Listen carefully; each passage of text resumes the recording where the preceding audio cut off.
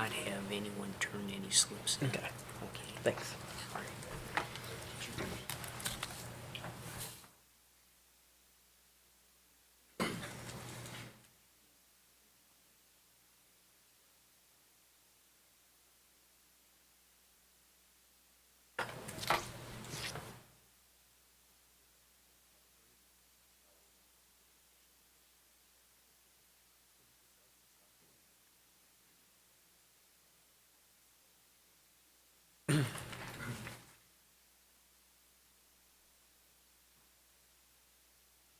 Time is now 7 o'clock, and I'll call to order the regularly scheduled meeting of the Beloit City Council. We're here at 100 State Street, Beloit, Wisconsin, in the City Hall Forum, and today is Monday, November 3rd, 2014. Can I have a roll call? Roll call shows all councilors present. Thank you. Please rise for the Pledge of Allegiance. I pledge allegiance to the flag of the United States of America and to the republic for which it stands, one nation, under God, indivisible, with liberty and justice for all.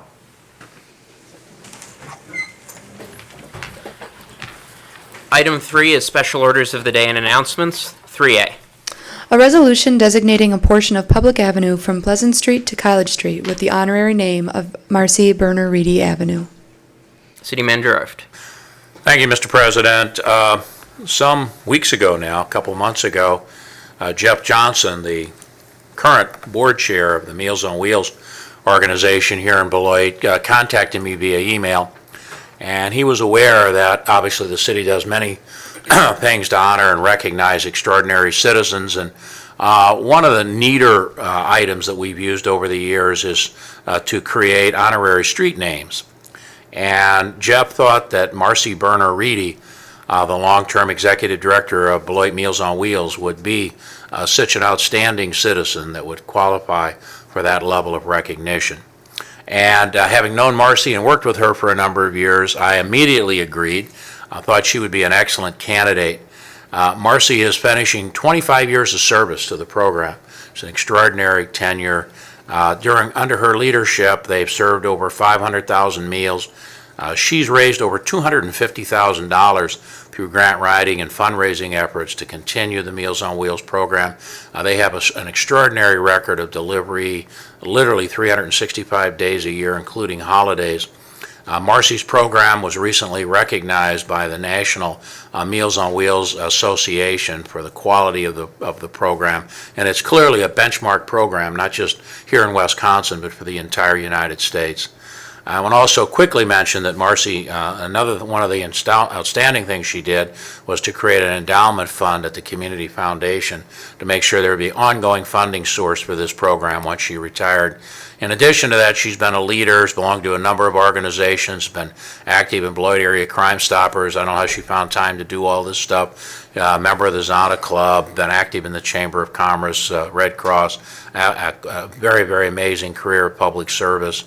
And as a consequence, we feel very comfortable and actually pleased to be able to submit her name to have a street, Public Avenue, between Pleasant Street and College Street to carry the honorary name of Marcy Burner Reedy Avenue. And the signs, if council concurs tonight, will be installed within the next few days. And this, I think, is a fitting tribute, and this will also give Marcy a few weeks to actually enjoy these signs on her way to work, because they'll be right outside of her office before she retires. They get involved in all the inevitable post-retirement activities that people engage in. So with that, Mr. President, I ask council to consider adoption of this resolution to create an honorary street name in Marcy's honor. Moved by Lupke, second by DeForest. Is there any discussion? All in favor, say aye. Aye. All opposed? That's approved 7-0. Marcy and Jeff, would you please join us at the podium?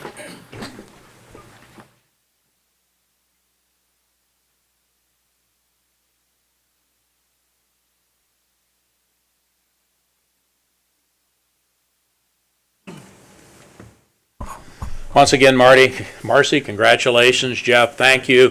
What a wonderful idea. What a great tribute for Marcy and all the years of service to the community.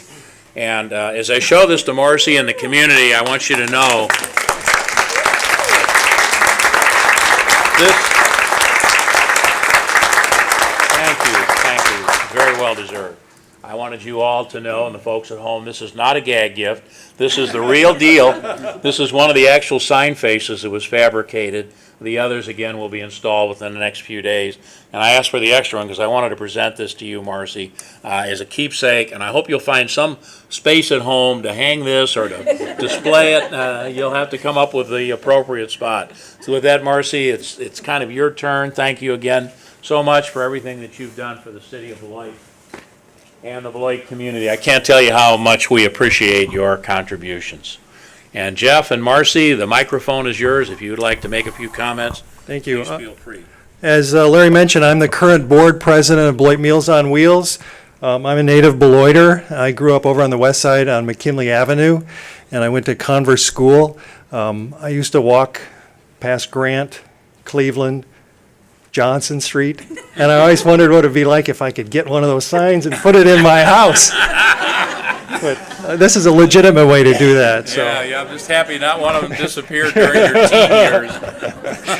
I want to thank Larry and Beth Jacobson and the Public Works Department for taking care of this, and the City Council for voting for this. This is a wonderful honor to a mentor of mine. Marcy has been a mentor, and she's a friend.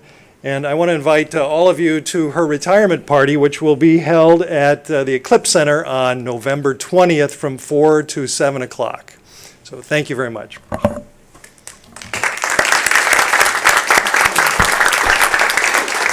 Thank you very much, and I think it was appropriate that you rented the Eclipse Center. It's probably the only venue in town that's big enough for everybody that needs to say thanks to Marcy to attend.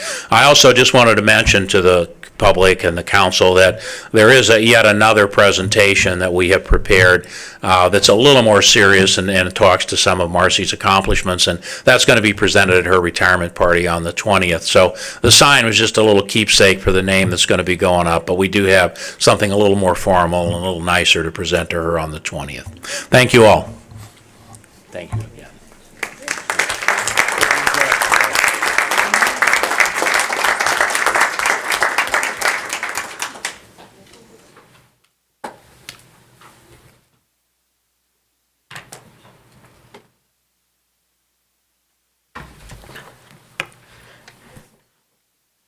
Item 4 is public hearings, 4A.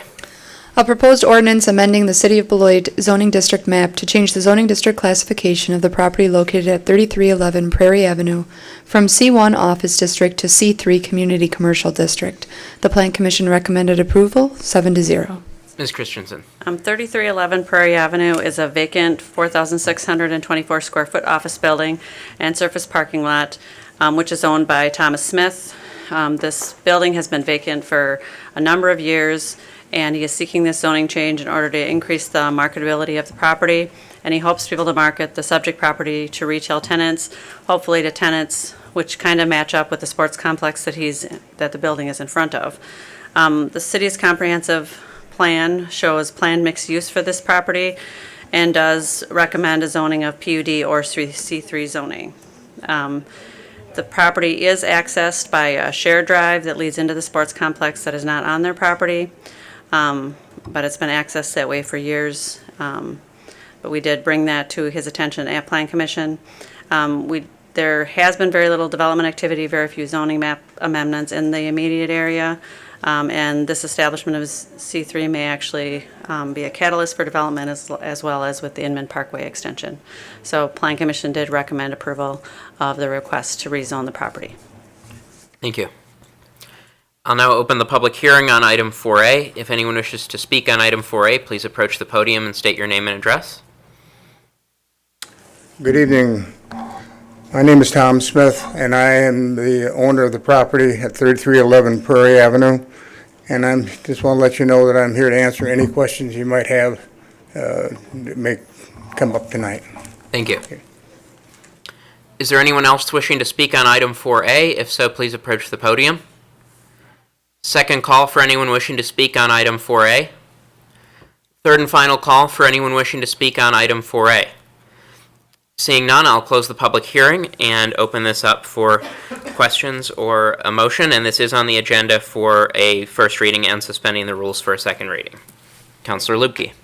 I'll make a motion for acceptance, suspending the rules. Move to suspend the rules by Counselor Lupke. Is there a second? Second by Counselor DeForest. Counselor Kincaid.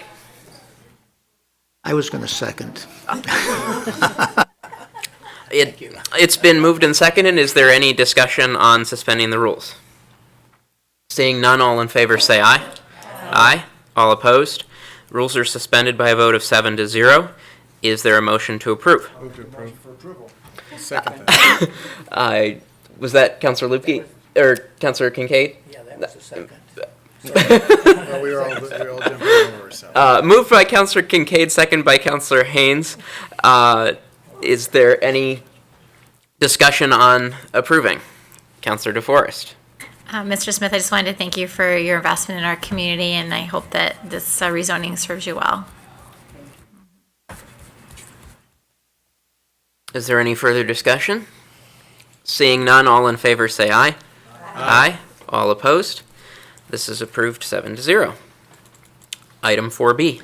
A proposed ordinance amending the City of Beloit zoning district map to change the zoning district classification of the property located at 1901 Gateway Boulevard from DH Development Holding District to M2 General Manufacturing District.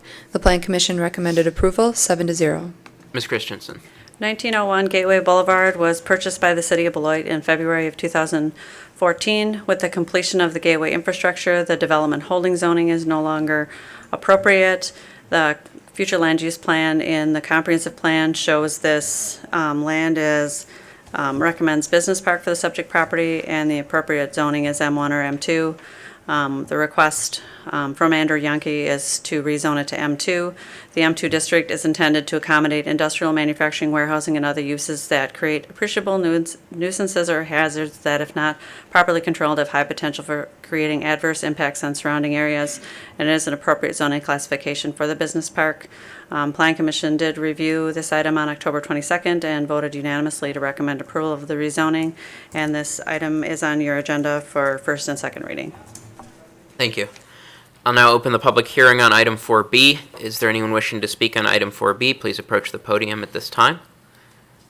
Second call for anyone wishing to speak on item 4B. Third and final call for anyone wishing to speak on item 4B. Seeing none, I'll close the public hearing and entertain questions or a motion. It's been moved to suspend the rules. Is there a second? Second. Second by Counselor Kelly. Counselor DeForest. I have a question for Mr. Yankee. Thank you.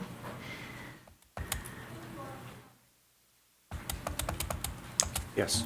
And I just wanted to make sure, did we hear anything from the resident in the contiguous lot? Any concerns about classifying it as an M2 versus an M1? Not to my knowledge, Okay. Julie? No. No. Okay, but they were notified and, okay. All right, thank you. Is there any further discussion on suspending the rules? Seeing none, all in favor say aye. Aye. All opposed? Rules are suspended 7-0. Is there a motion to approve? So moved. Second. Moved by Kincaid, second by Haynes. Any further discussion? Seeing none, all in favor say aye. Aye. All opposed? That's approved 7-0. Item 5 is citizens' participation. We've reached the point in the meeting for members of the public to speak to the council about issues that are coming before us or may come before us in the future. The council will not act on any requests this evening unless the item you are speaking about is already on our agenda, but we may act on requests at a future meeting, or we may refer a speaker to staff for assistance. We ask that you hold your comments to 3 minutes or less and avoid making any personal attacks. I don't have any sheets of anyone wishing to speak, so if anyone else would like to speak tonight, please approach the podium at this time. Second call for anyone wishing to address the council tonight. Third and final call for anyone wishing to speak tonight during citizens' participation. Seeing none, I'll close that and we'll move on to the consent agenda. All items listed under the consent agenda are considered routine and will be enacted by one motion. There will be no separate discussion of these items unless a council member so requests, in which event the item will be removed from the general order of business and considered at this point on the agenda. Is there any councilor wishing to remove an item from the consent agenda? Seeing none, the consent agenda will for the first time consist of items 6A through E.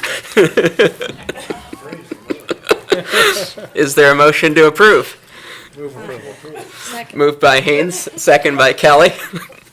All in favor, say aye. Aye. All opposed? Consent agenda is approved, 7-0. Item 7 is ordinances, 7A. A proposed ordinance to amend Section 1.82 Sub 7 Sub A of the Code of General Ordinances of the City of Beloit pertaining to meetings of the Equal Opportunities Commission. Ms. Christensen. In August of 2014, the EOC voted to recommend a change to the start time for the regular meetings of the commission from 5:30 to 5:45 p.m.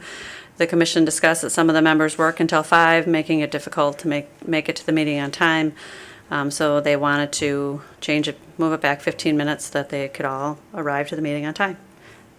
So that's really all this ordinance amendment does, is changes that start time. Thank you. On the agenda for suspending the rules for a second reading, are there any questions, or is there a motion to suspend the rules? Moved by DeForest, second by Kelly. Any further discussion?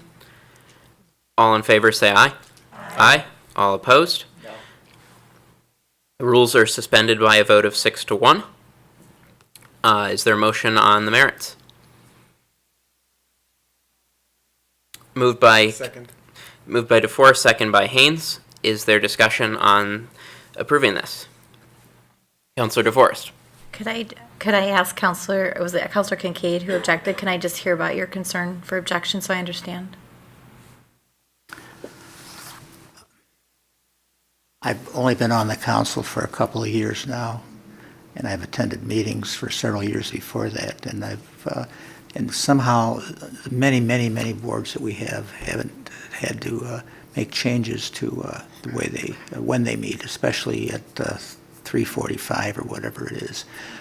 That presumes that the next board will have another problem of meeting, and it seems to me that with every new board, maybe the Equal Opportunity Commission will want to have an equal chance to thereby amend it. I just think it makes it complicated. I like the way it was before. Okay, thank you. Is there any further discussion? Seeing none, all in favor say aye. Aye. All opposed? No. That's approved by a vote of 6-1. Item 8 is appointments. We have none this evening. Item 9, councilor activities and upcoming events. Councilor Lubke. On Thursday, I went to a meeting, or actually, it was a program at the Eclipse Center that was for the I-3990 corridor that's going to be built over the next 7 years. And I think the main focus of the meeting was to talk about programs that enhance opportunities for people who heretofore have not had the opportunities to be partake in helping to build this massive project. And one of our counselors, Sheila DeForest, has played a key role in helping to bring this to Beloit and to the attention of people in Beloit. So I was honored to be there and be part of this. And hopefully over the next 7 years, a lot of Beloiters will have a chance to work on this massive project that will widen I-90, 39 to 3, in some places 4 lanes from Beloit to Madison. Hopefully we can live through that. But that's all I have. Councilor DeForest. Thank you. I'm going to pass since I know Counselor Kelly is anxious to attend the jazz concert at La Casa Grande to support her family. Councilor Kincaid. I don't know where to start. Halloween. In our neighborhood, that probably is everywhere, but I'm always amazed and gratified to see, it looks like several hundred, or just hundreds and hundreds of kids come down the street, decked out in beautiful costumes, asking, bringing their buckets, always saying thank you, and I say, you're welcome, and they go on. There's no tricks, a lot of treats, and it's every year it's just a wonderful experience. Now, those of you who lock up at Halloween, I want to tell you, give it a try, because it might be rewarding for you. Secondly, I attended a meeting a week ago, and there were several counselors there, on the Equality Committee. We met at at a conference room at the school district. There was a Colac Center, thank you. It seemed like there was a lot of work to be done, and I was most impressed by those who were there who seemed very determined to pitch in and do it, and do a lot of that work, and to find others who can too. It was I saw it as an open and frank discussion of the issues, which I appreciated, and I look forward to going to those meetings again. Third, I went to a meeting, rather a celebration of a neighbor of mine, Tom Warren, former council president and three-term councilman, who wrote his third or maybe third book, and I knew Tom was a good writer, but he read excerpts from it, and I think he should record it as well. But I was most gratified to see the people that turned out for it. I think he sold out. He'll probably have to get more. So those of you who see a copy, I would suggest you snatch it up as fast as you can.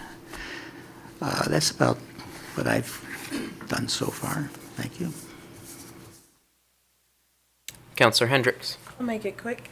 I'd just like to remind you all, if you're available, the Kids Against Hunger event that is being coordinated by the Beloit College Upward Bound program will be held on Saturday, November 15th from 8 o'clock a.m. until 12 p.m. And they're looking to prepare roughly 350,000 meals to be sent to the Philippines, and then some are staying local. So that's one reminder.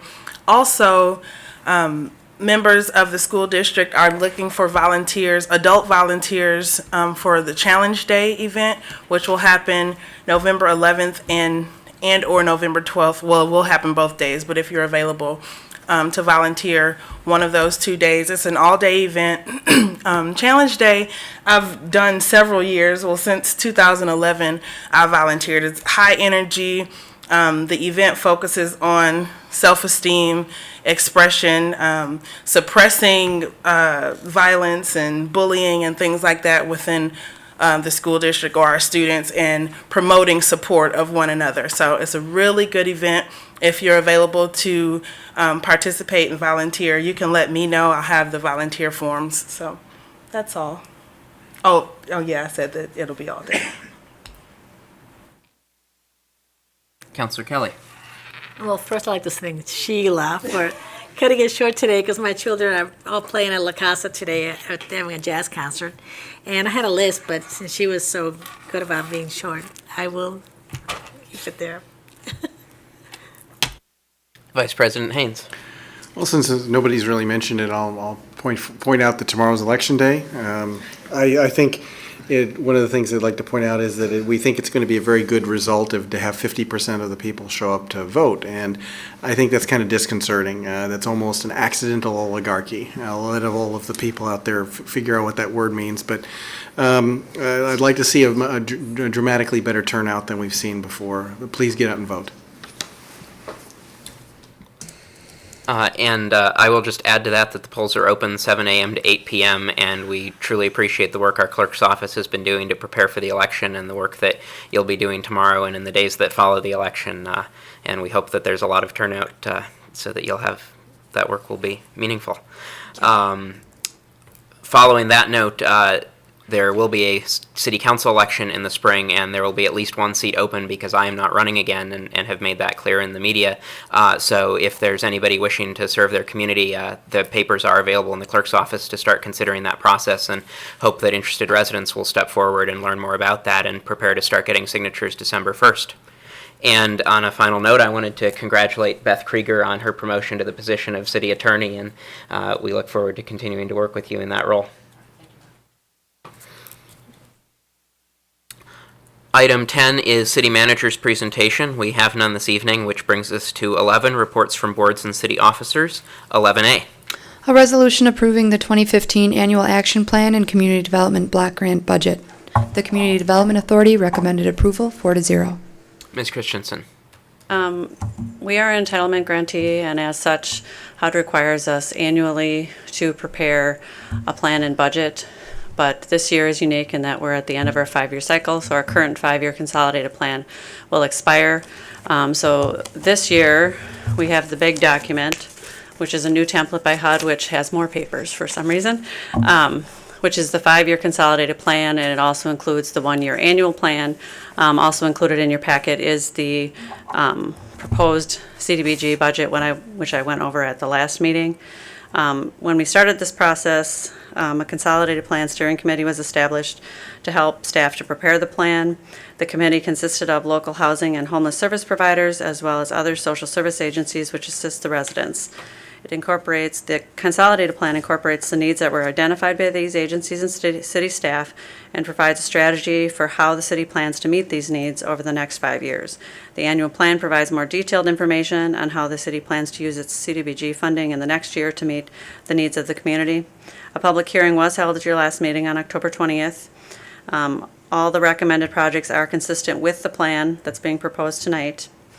And all of the recommended projects meet one of the 3 national objectives. We did publish a notice in the Beloit Daily News and the State Line News, and held a 30-day public review period. We did only receive 1 comment, which is from Joe Shermer, a state of Wisconsin employee who works with the lead grant programs, and I don't know if you saw that in the whole packet, but it was attached to the packet. He is kind of encouraging us to continue our housing programs, the housing repair and renovation programs, and continue to try to prevent lead poisoning in the community.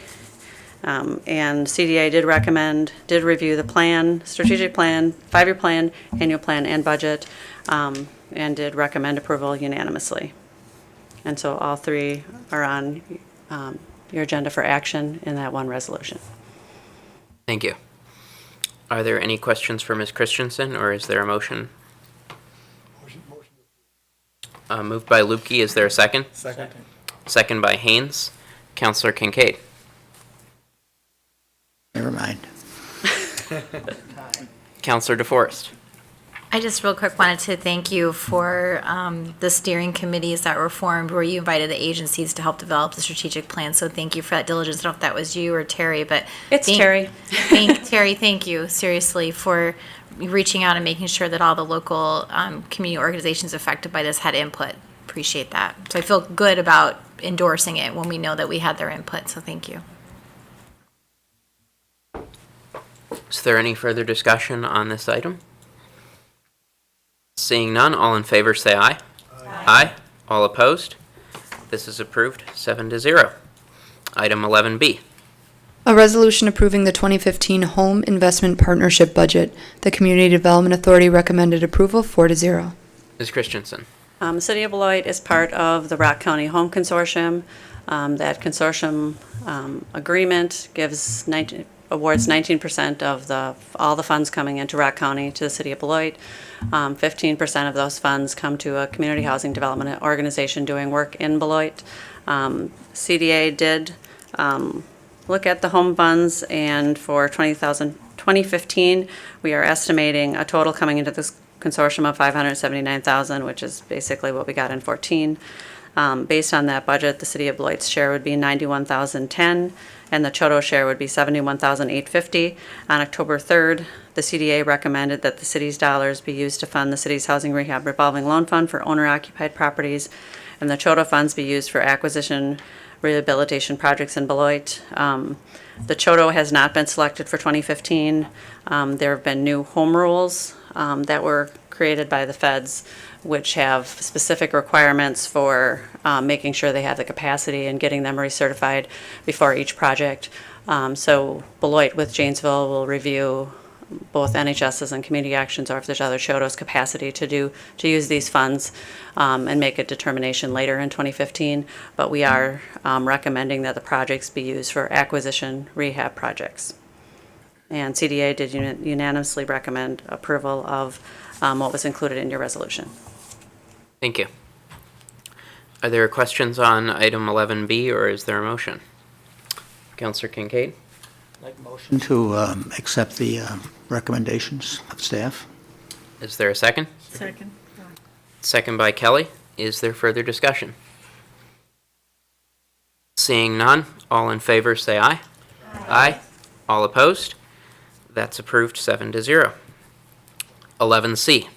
A resolution approving the 2015 Business Improvement District Operating Plan and Budget. Ms. Elamine. Hi, thank you.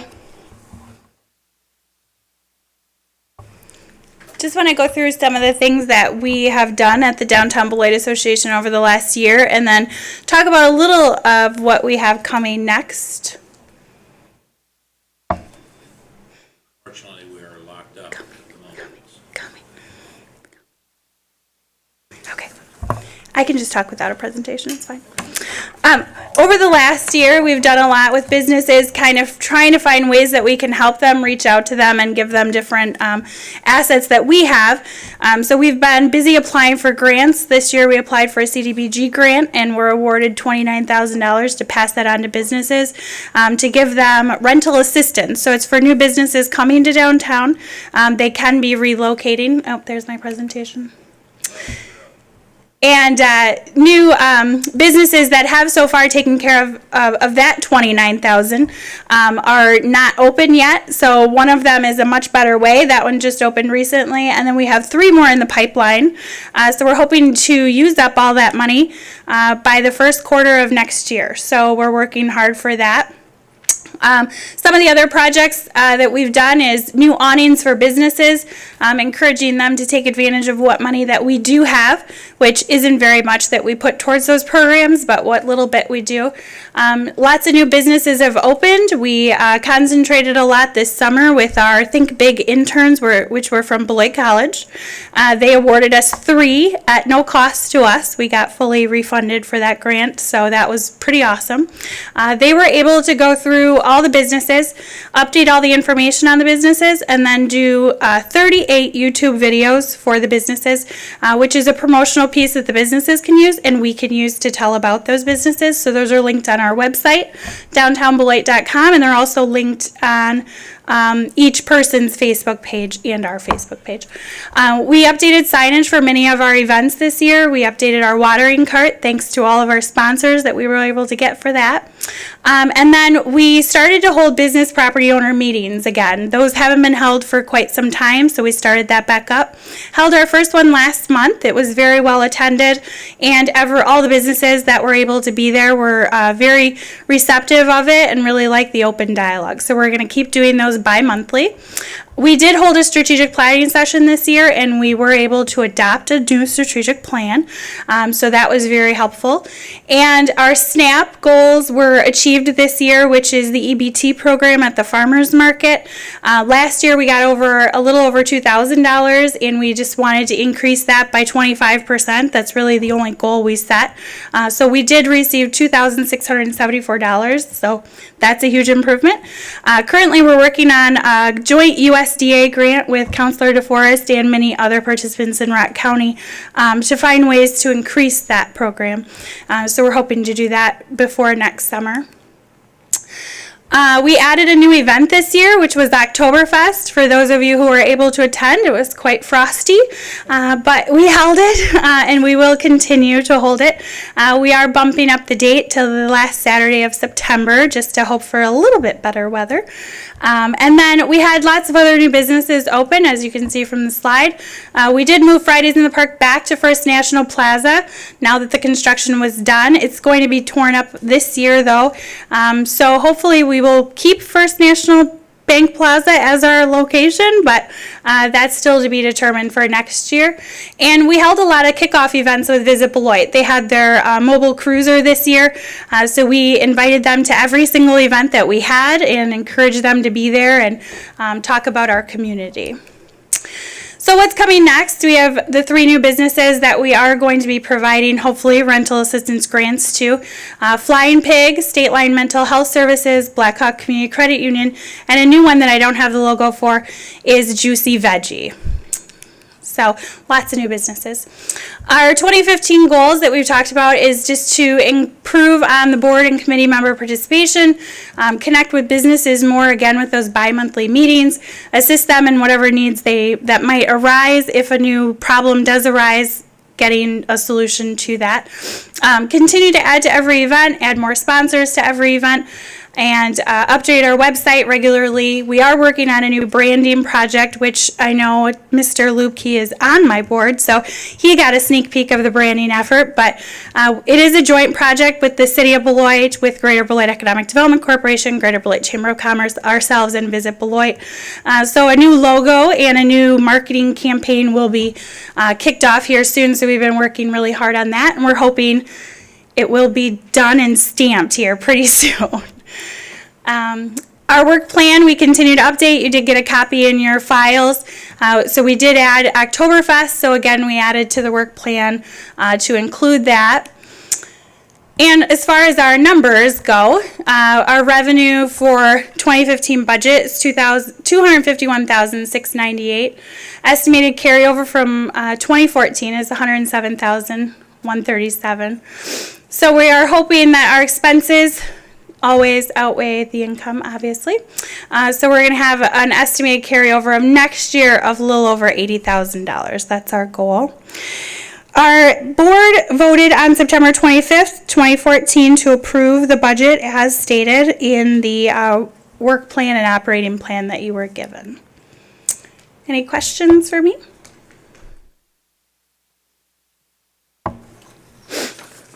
I don't see any questions. Thank you. First time. Is there a motion to approve? Moved by DeForest, second by Hendricks. Is there any further discussion? Seeing none, all in favor say aye. Aye. All opposed? That's approved, 7-0. Item 11D. A resolution authorizing changes to the 2015 schedule of fees, charges, and rates for the City of Beloit, Wisconsin. Mr. Miller. Good evening. This is the first of two resolutions tonight related to the 2015 budget. This one is to approve the fees that are included in the proposed budget, which you'll find does not include any rate increases to the major utility funds. There was proposed increase in the transit fare from $1.50 to $1.75, but that has since been removed. There was a couple notable increases in the solid waste fund pertaining to additional container fee and the bulky item fee. The additional container fee is proposed increase from $1 to $1.50, and the bulky item fee is proposed increase from $15 to $20. These increases were initially introduced as part of the Tag It program. However, after discussing program details with staff and council, we decided to delay implementation of that program until sometime possibly in the spring of next year. We did keep the fees in the budget, however, as a way to bring them in line with the yard waste sticker program and the white good fees currently being charged. The remaining fees are reviewed annually and routinely increased or decreased as necessary. They are primarily in the Parks and Recs division and designed to help cover costs of programming. Are there any questions? Councilor DeForest. Thank you. I would like to begin by talking about the increases that have been proposed in the pool fees. And I Okay. don't know if you'd like me to have me ask those questions of Mr. Ramsey since he's here. That would be great, sure. Thank you.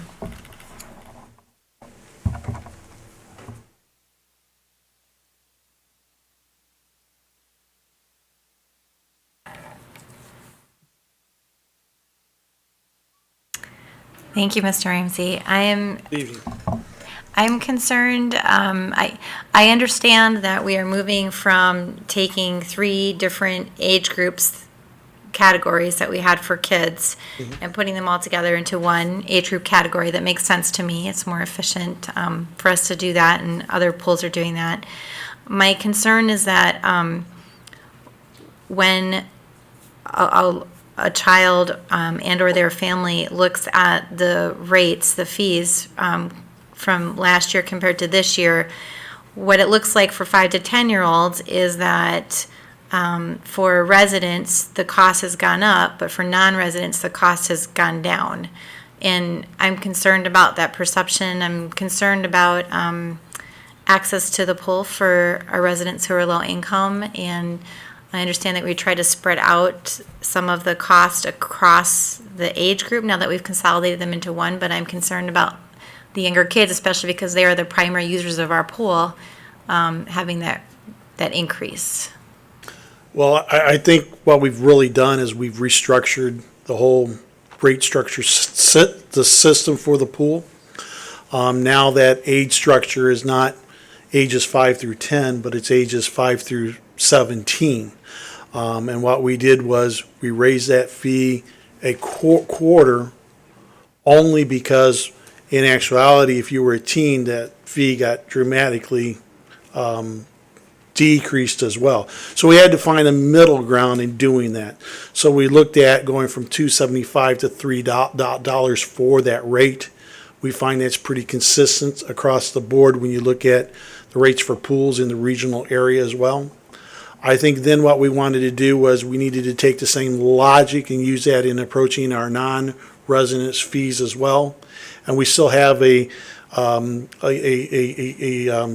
difference between those residents and those non-residence fees, which is $1 higher in all circumstances for all categories that are in line.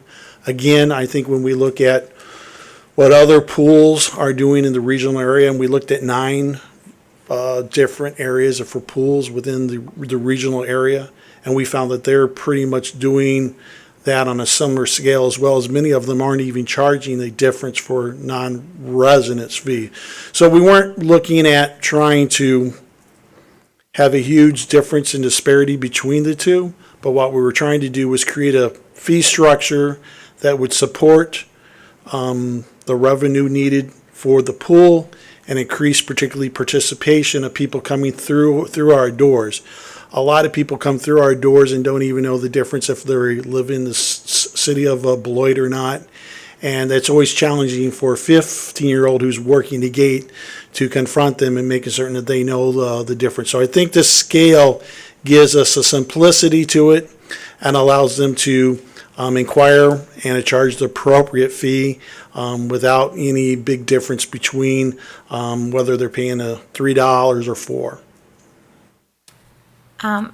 I guess I understand that, but it still appears that the residents are subsidizing the non-residents to a greater degree, because last year non-residents were paying $1.50 more, and now there's just $1 difference. And the resident fee has gone up for the younger kids, and the non-resident fee has gone down. So it's still, it's troubling to me. How much revenue are we really generating by this quarter difference? Is it worth it? I don't know how much exactly revenue we're producing. I'd have to go back and look at what the numbers are, but I think the difference is someplace around $275, $300 in a difference of revenue it might make for us over the revenue base for the year, if we went back to what the fee was on a previous basis. So again, we're looking to create a structure based upon trying to get more people coming into the pool. Our biggest days for people in attendance at the pool are Mondays and Fridays, of course. It's $2 to get in the pool on those days. Those fees aren't going to change. I think it's very reasonable for us to propose the fee structure that we have for this year to support the pool and meet what our obligations are, at least to try to attempt to. When we look at the overall cost for operations of the pool, it's heavily subsidized to begin with, as we all know. So again, the structure has been proposed from staff. I think it's rational, and I support it as well. Okay. Do you think the fact that the pool is so busy on the days when it's heavily discounted, it might be indication that kids are struggling to afford the regular rate during the week? It all depends on the temperature of the day, of course. True, I know that factors That's always in, going to obviously. vary, So it's hard to say. I mean, we could also charge less and then folks may think the $2 mark is too high to pay.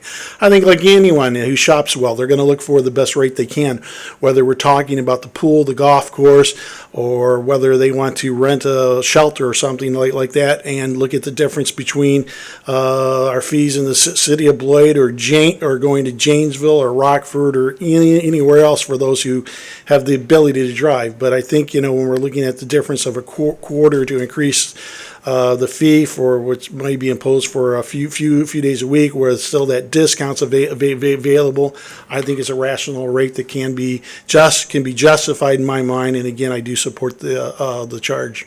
Okay, thank you. I guess I would like to make a comment. I'd rather see that did you say 275, 375, the approximate revenue? I'd rather see that absorbed by non-residents and not residents. I would rather see the quarter difference attributed to non-resident fees, so I'll just make that I'm sorry, statement to my colleagues. that would be the difference if the fee was charged for non-resident.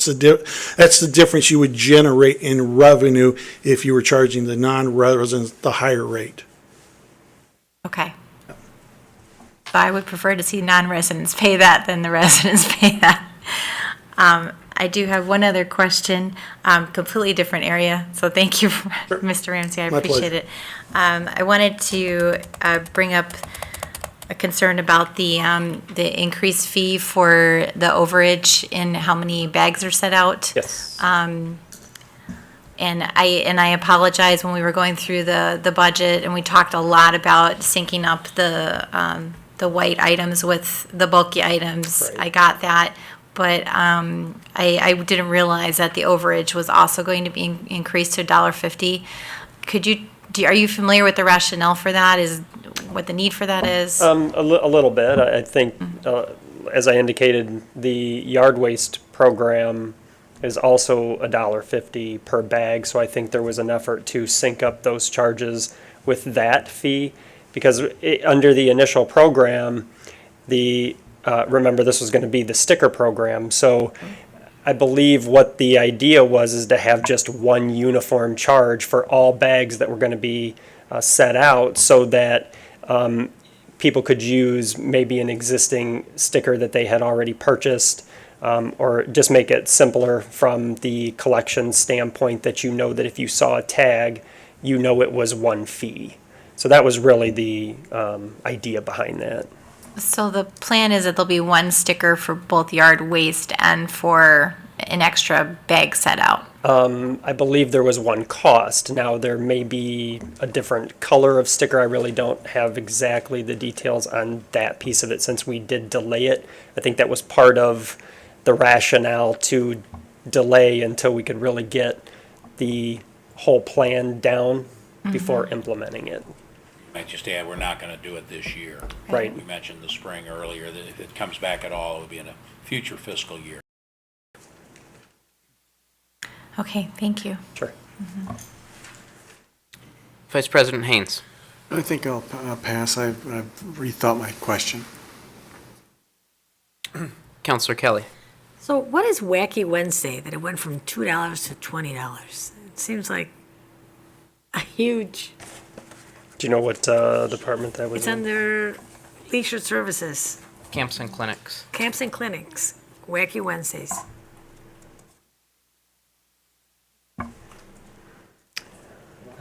I will be honest, I don't know, but I will ask Brian. It might even be tough for me to respond to. It's one of our camp programs. I think what they did was, there was an error in the previous year for the cost, and of course, we had to live with that cost for a year. So I think there was inadvertently a zero that was dropped, so it's just putting that back in at the correct rate. But it is a good program. We do get a lot of response to it, but it's an ongoing program we've had in place for various years. Yeah. Thank you. Mhm.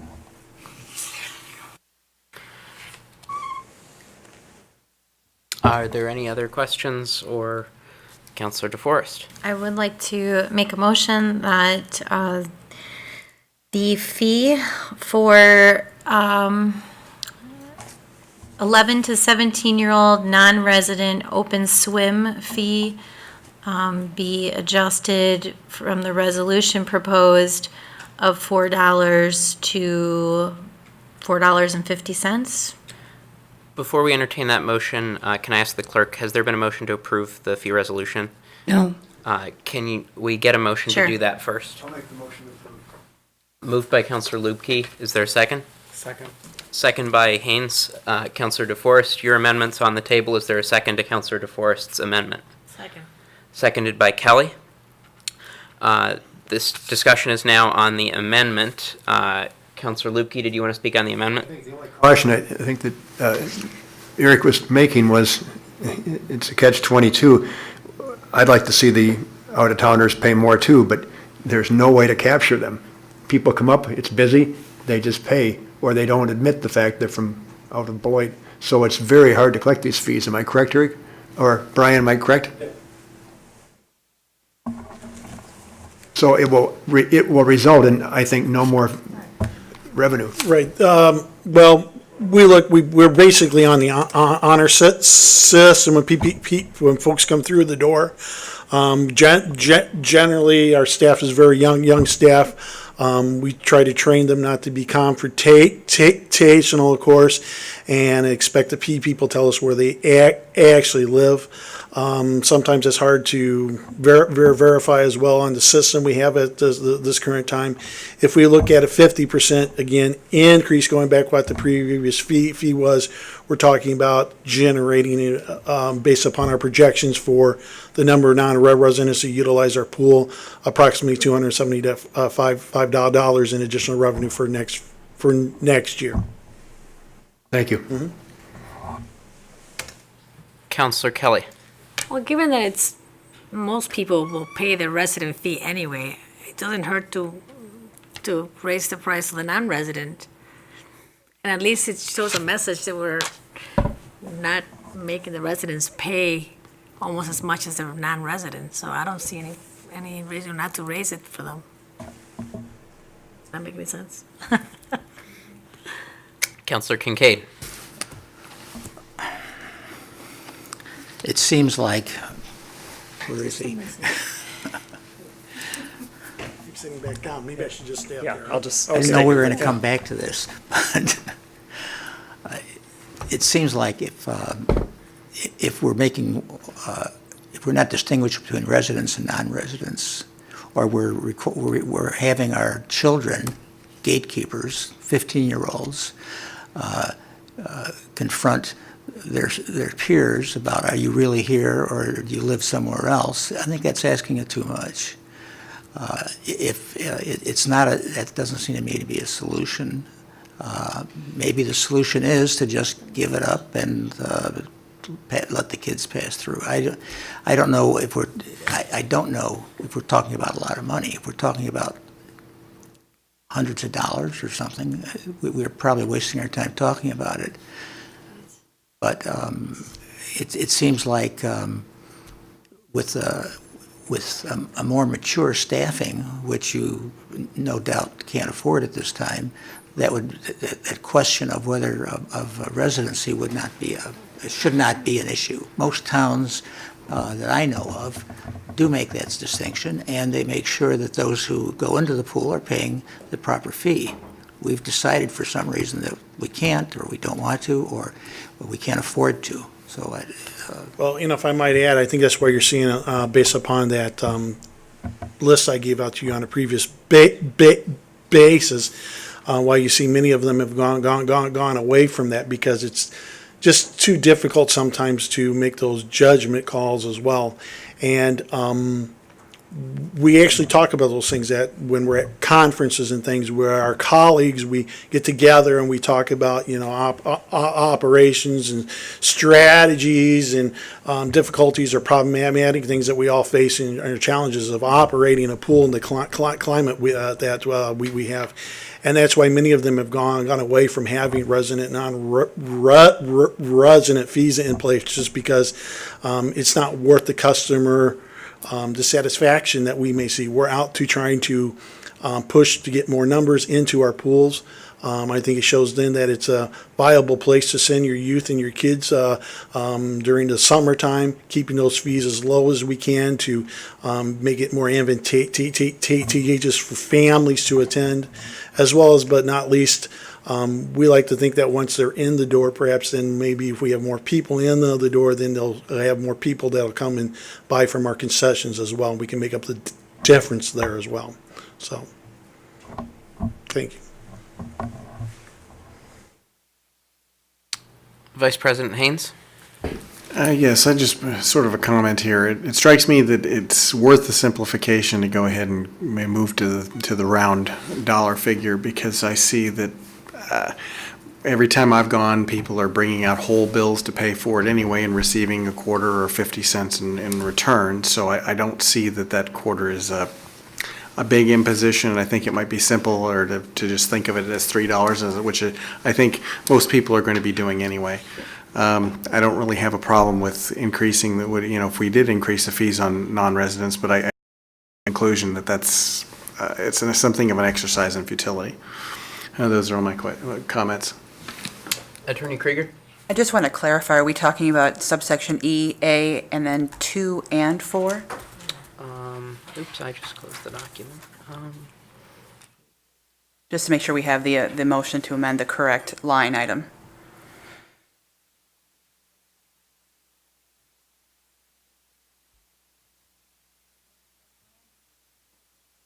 Councilor DeForest. As I understand it, the way fees will be charged now, it's for all youth 5 to 17 years of age. Is that correct, Mr. Ramsey? So I don't know which, that would be number 4. It would be lines 2 and 4. 2 and 4 encompass the Right. same charge this year. Correct. But in previous years, they were different. So I just want to make sure that when we make our amendment, Gotcha. you're voting on both lines 2 and 4 to be $4.50 versus As well as $4. currently at this time, we're just referencing the daily fee to get in the door. I don't know then if you'd want to, I think, to be consistent, you'd probably want to look at various changes as well then for the season pass as well. No, I don't know if it's my turn or not, but my concern is this is a heavily subsidized facility, and for that reason, certainly because our City of Beloit taxpayers are subsidizing this, they should have a benefit that people coming from outside the community, and so I feel very strongly about keeping the difference in categorization, especially for the season passes, because they usually come into the office to do that, where we have adult staff asking them, hey, let me see where you live before I decide which rate to charge you. So I'm not comfortable with eliminating the categories. I understand it makes life easier, but let's give our City of Beloit residents, a benefit to their tax paying that they're doing here, and that they get a cheaper rate. I mean, that's why I object so strongly to the difference. It appears that the residents are subsidizing the non-residents. That just does not sit well with me. So I guess I'll stop belaboring it. And Is there further discussion on the amendment? Seeing none, the amendment to restate is to raise from the proposed $4 to $4.50 the 2015 daily rate for non-residents between the ages of 5 and 17, which encompasses lines 2 and 4 on the resolution. Seeing no further discussion, all in favor of that amendment say aye. Aye. All opposed? Were there any abstentions on that? If not, I just want to clarify, we're going to keep the $3 fee then, we're going to keep it, okay. That was all. So I did not hear any in opposition. That is approved 7-0. Is there further discussion on the fee resolution itself? I do have one question, Mr. Ramsey, while you're there. Can you tell us about the Premier membership at Grinnell Hall?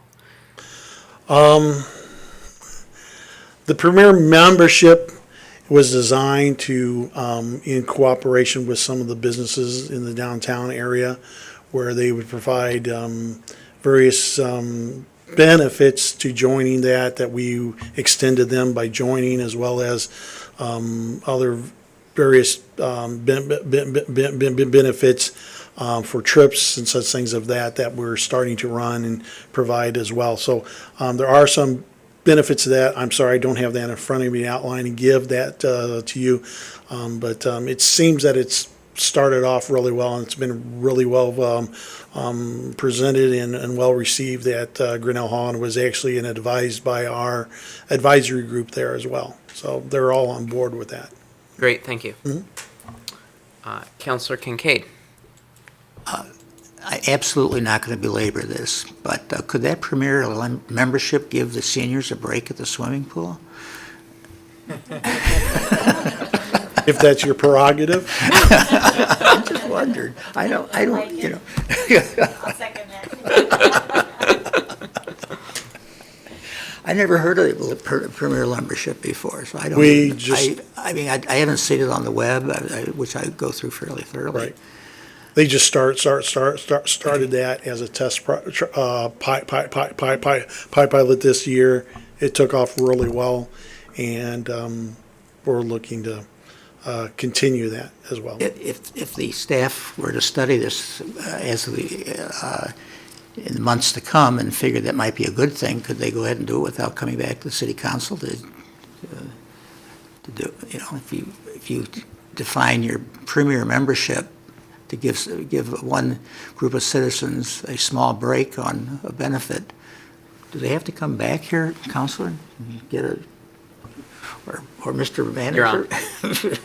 I'm not aware of how the program is structured, so I don't know exactly what benefits they offer to say whether they should or shouldn't come back to city council. I don't know enough about the program. They're outlined in the in our newsletter that goes out each month.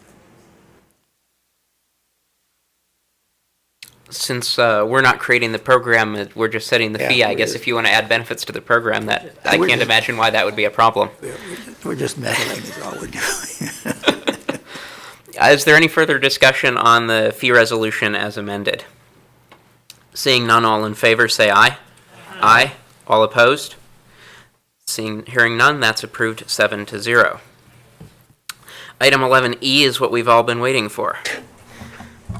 A resolution approving the operating budgets, appropriating funds, and levying property taxes necessary for the operation and administration of the City of Beloit for the year 2015, including the 2015 capital improvement budget and the Beloit Public Library budget, and further authorizing the city treasurer to spread the city property tax along with the apportionments certified for other jurisdictions upon the current tax roll of the city. Mr. Miller. Yes, this is the one we've all been waiting for, I agree. This is the final step to the 2015 budget process.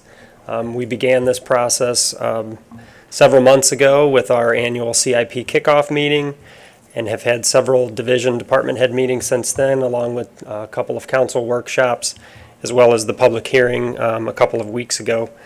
The total budget for 2015 is approximately $90.9 million. Compared to $91.5 million in 2014.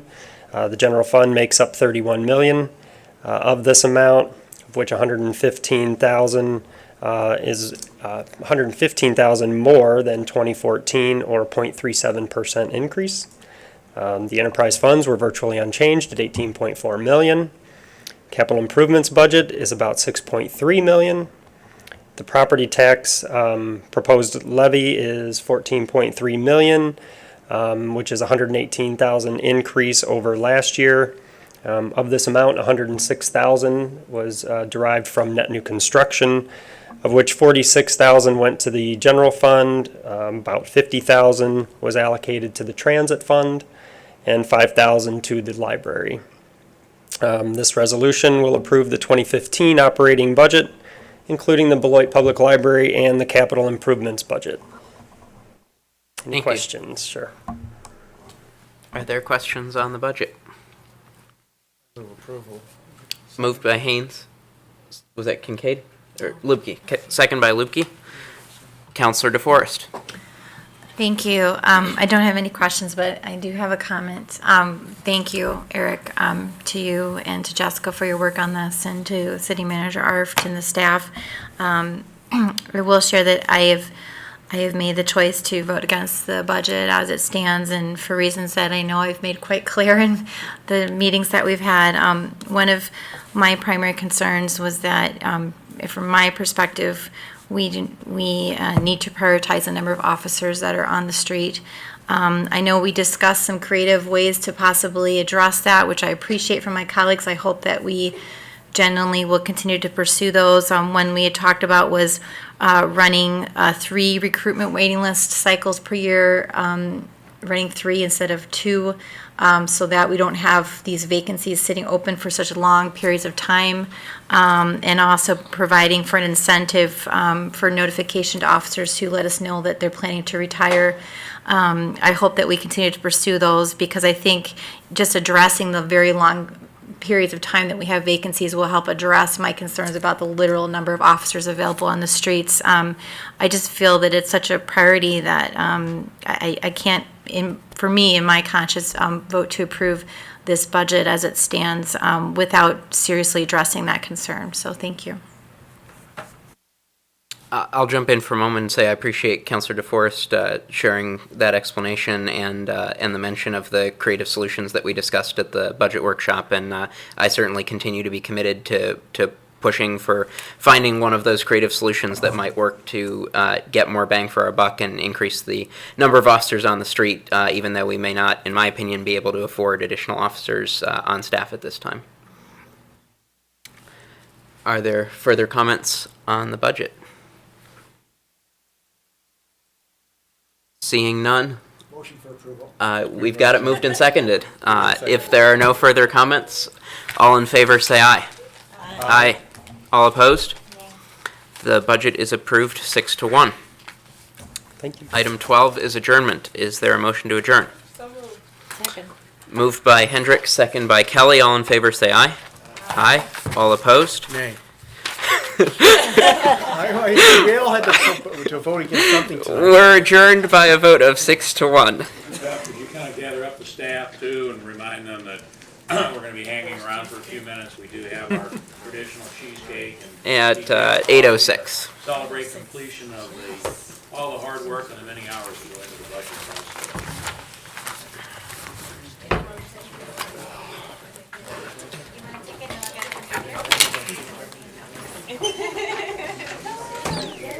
Thanker.